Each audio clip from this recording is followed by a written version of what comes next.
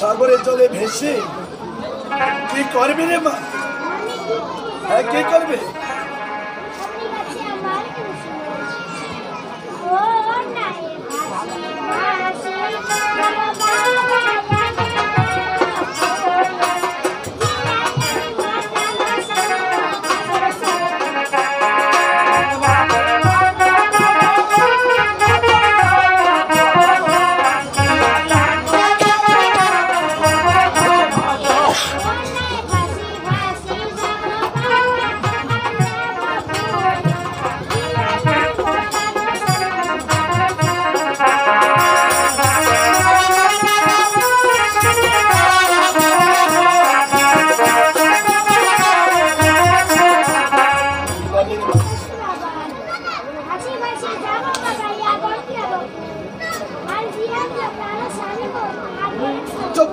ছেলে তোর মুখ দিয়া কখনো আমাকে বাবা বলবি না।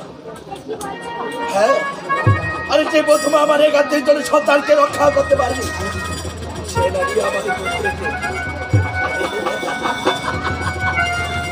আমার পুত্রকে নাকি জীবদান দিয়ে নিয়ে আসবে।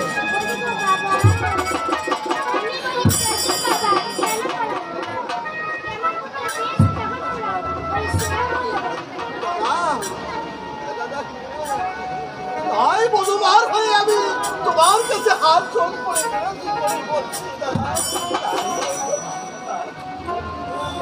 করে আমার এই পুত্রকে একবার ওই শ্যামণ্ডবের চোখে বাঁচাবো দাদা। কথা ভুলে গেছিলে? আমার ছেলেকে যেদিন জানি নগরে বিবাহ নিয়ে গিয়েছিল সে লোকের শ্যামণ্ডবের তোরা ভুলে পড়েছে।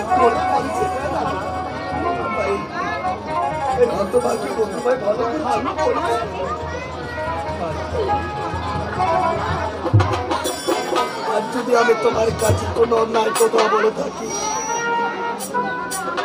তুই আমাকে ক্ষমা করে দিস রে মা।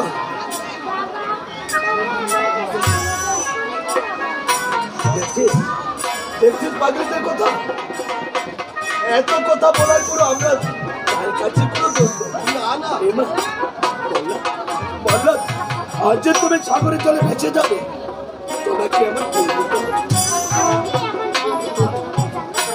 কি দিতে হবে?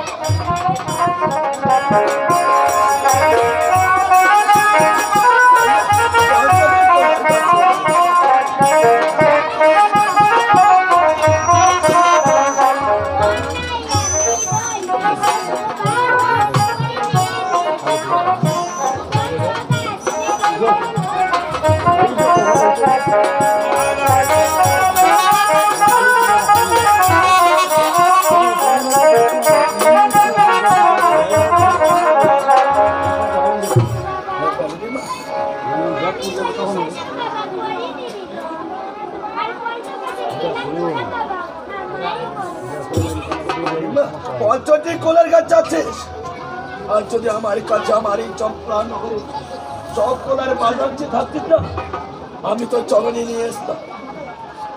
তবে বলতে পারো কে কে কোলার গাছ দিয়ে আসতে হবে?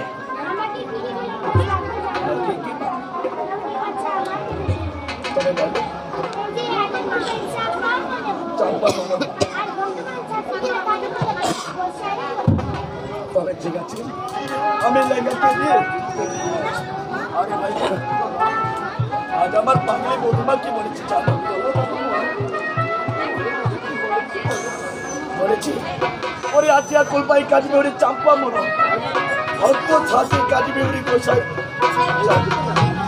যাও তুমি আমার ওই বাগানে গিয়ে পঞ্চায়েত গোলার গাছ কেটে নিয়েছি আর আমার পুত্রকে তত করে ওই তুলসী তোরা ছেড়াহানি করাতে হবে। ওরে আমার জ্ঞাতে সখী আজ তোমরা সকলে ছুটে এসো, আজ আমার লোকাইকে ওই গঞ্জদার খাতে সাগরের জলে ভেসে দিতে হবে।